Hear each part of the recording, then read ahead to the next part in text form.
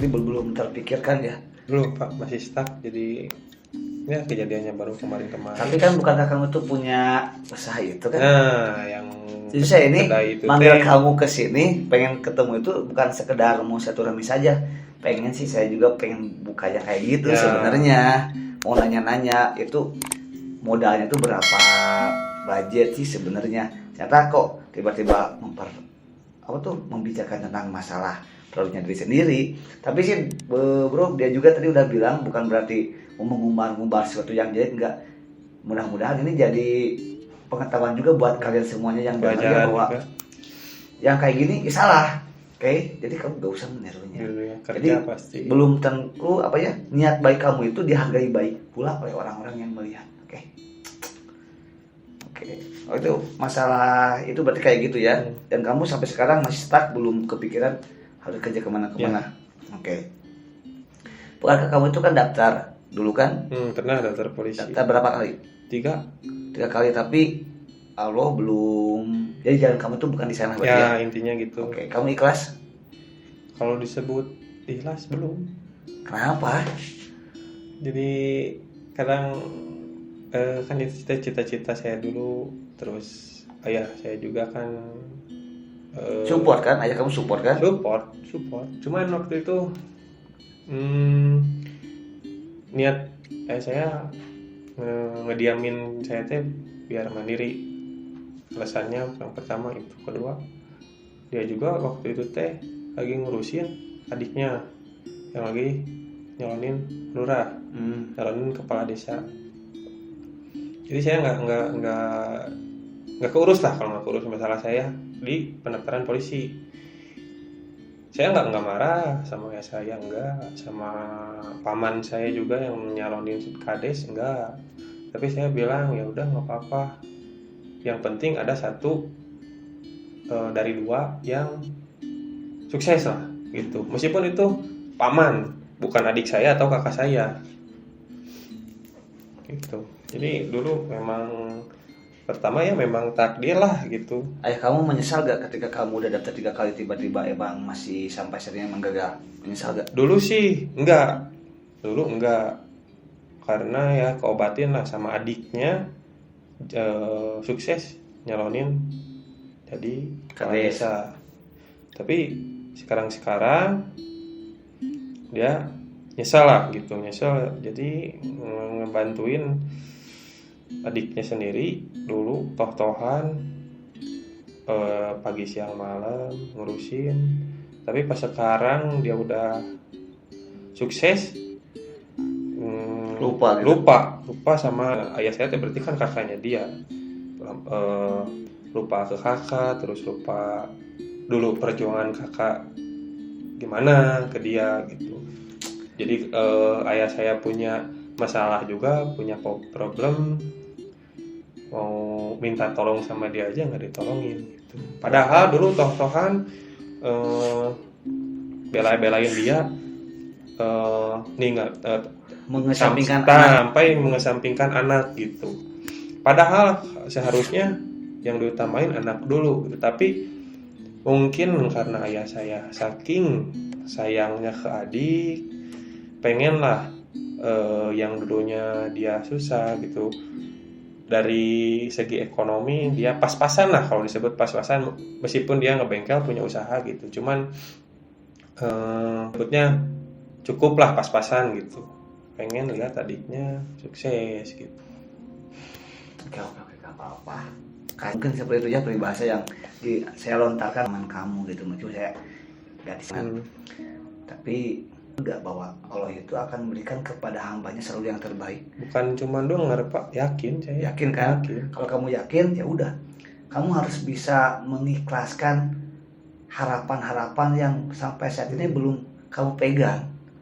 Banyak di luar sana orang-orang yang bahkan kayak gini nih, mau daftar polisi harus bayar kan? Ada ya teman saya yang tiba-tiba ujung-ujungnya gak jadi. Ya kan? Duit hilang, jabatan gak punya gitu ya, gak diterima.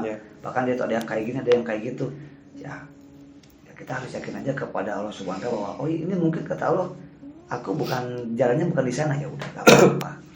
Memang sih kalau misal lagi sadar, maksud lagi sadar teh lah, lagi gimana ya, pikirannya lagi baik gitu. Jadi saya memang ngomong kalau Sundanya mah baiklah ada lain didinya hungkul neangan duit teh. Memang geus lain guratna, geus lain takdirna gitu. Tapi pas keinget saya lagi gitu ya. keinget lagi jadi down lagi gitu. Ya nama juga tuh manusia gitu Pak. Nah, sekarang kan kamu kan lagi berwirausaha ya, betul kan? Betul, Nah, itu milik siapa sih? milik keluarga. Milik keluarga. Jadi bukan kamu pribadi. Bukan. Keluarga. Ayah saya, ibu saya, kakak, keluarga lah gitu. Kenapa kamu gak buka cabangnya gitu? Bukan enggak sih, belum. Soalnya yang kemarin lagi jalan juga kan belum apa ya. Jadi belum jalan ya, belum 100% jalan gitu. Memang sekarang juga lagi tutup, udah lama lah. Tutup karena pertama mungkin di daerah saya di kampung saya gitulah belum, orang-orangnya belum, jadi beda lah sama di kota gitu. Kalau di kota yang penting enak meskipun mahal harganya berani. Tapi kalau pemikiran di kampung saya ya beda gitu. Pemikirannya enak tapi murah. Tapi pengen murah gitu kan.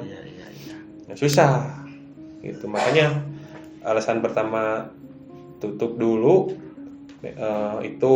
Yang kedua, di pinggir rumah saya kan saudara tua lagi ngebangun rumah, otomatis kan nggak dilihat juga nggak nyaman lah gitu, kepe-kepean, tapi yang di pinggirnya lagi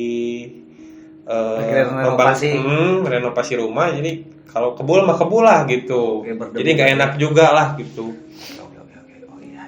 Berapa lama itu tutup? 1 bulan. Sudah pas ini Pak, pas beres Lebaran. Udah lumayan lama ya. Udah lumayan lama. Tambah saya waktu itu kan dapat panggilan kerja di pabrik, jadi kalau bisa nggak dibawa, saya udah punya istri kan gitu, jadi saya itu tutup, lanjut kerja di pabrik gitu.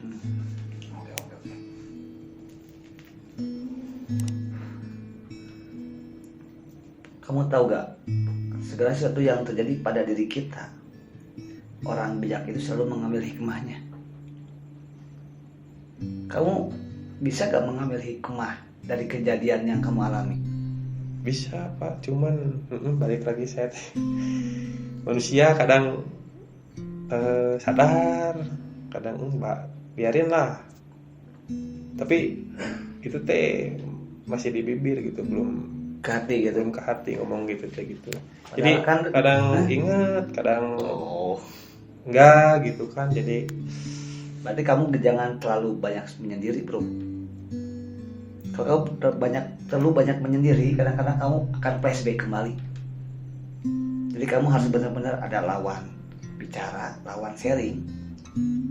Dan satu hal yang harus kamu ingat dan kamu ketahui, kamu gak boleh menunjukkan muka penat kamu, muka bingung kamu di depan istri kamu. Ya kemarin juga memang pas dikeluarin memang saya belum ngomong, malahan sempet bohong juga gitu. Tapi itu apa jelek lah gitu. Harusnya kan mau pahit mau manis, jujur. Iya. Cuman karena istri saya lagi hamil, saya nggak mau dia jadi banyak pikiran. Waktu itu saya nggak langsung ngomong saya udah dikeluarin gitu.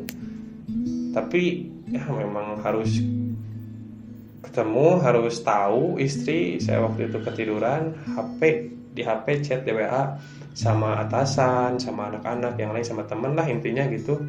Dia baca, jadi dia tahu gitu. Malahan saya waktu itu lagi tidur dibangunin, istri saya lagi nangis karena udah baca itu gitu.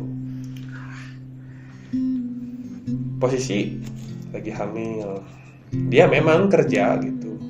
Dia juga kerja, meskipun lagi hamil dia masih kerja. Tapi jangan terlalu capek ya. Iya memang patah. Saya tuh jadi kalau ngomong dia teh ya capek kerja, kalau misalnya langsung saya ngomong tambah capek hati, capek pikiran gitu. Sebenarnya saya teh nggak mau ngomong, bukan nggak mau sih, belum waktunya untuk ngomong Nunggu gitu. waktu yang tepat gitu ya. Tapi ya mungkin memang harus langsung ketahuan lah gitu, nangis ya memang. Tambah sebelum saya kerja di pabrik juga nganggur kan sampai 8 bulan dari pertama saya nikah kan saya Agustus masuk, punya kerja, punya penghasilan yang cukup lah gitu, baru pas bulan puasa pertengahan. Berarti ada jeda berapa bulan tuh saya nganggur. Tapi nggak nganggur total gitu. Saya juga kan waktu itu usaha juga kan, ya ikhtiar lah gitu. Pas dapat lowongan kerja, jadi mengesampingkan dulu usaha. Saya kerja buat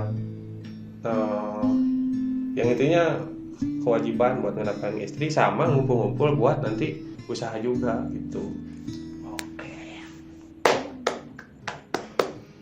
Cut.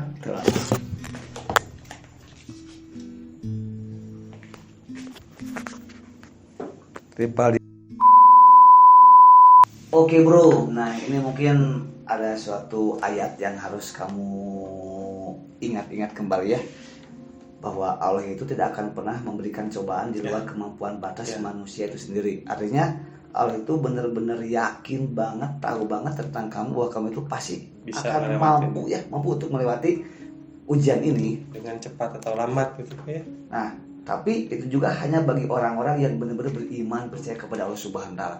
Dan saya pribadi juga yakin, apalagi kamu dari keluarga yang luar biasa, berpendidikan dan sebagainya, insya Allah dalam waktu dekat juga pasti akan menemukan jalannya, insya Allah. Oke? Amin. Kamu percaya kan?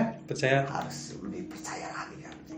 Oke, thank you so much udah mau berbagi. Mudah-mudahan kalian semua yang mendengarkannya juga bisa mengambil pelajaran apa yang sudah dikisahkan oleh Kang Ripaldi ini. Apa sih nama Instagramnya, Kang? Ripaldi Hafid Hidayatullah. Oke, di sini ya. Dan bagi kalian juga yang mau menceritakan pengalaman-pengalamannya, kalian jangan sungkan-sungkan hubungi ke Instagram saya di ini. So, thank you so much. Tetap jaga kesehatan. Wassalamualaikum warahmatullahi wabarakatuh.